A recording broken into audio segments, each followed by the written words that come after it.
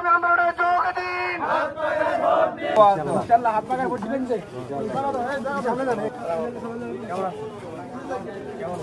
সম্মানিত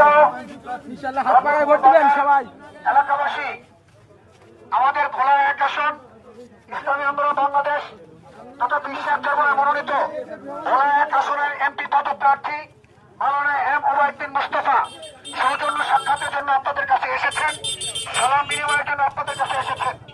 ইনশাআল্লাহ আগামী নির্বাচনে ভোলা 1 আসন ইসলামী আন্দোলনের দখলে থাকবে। ইনশাআল্লাহ ভোলা 1 আসনে ইসলামী আন্দোলন মনোনীত প্রার্থী এম ওবায়দ বিন মুস্তাফাকে নির্বাচিত করার জন্য আমরা ইনশাআল্লাহ চেষ্টা করব, দোয়া করব, মেহনত করব।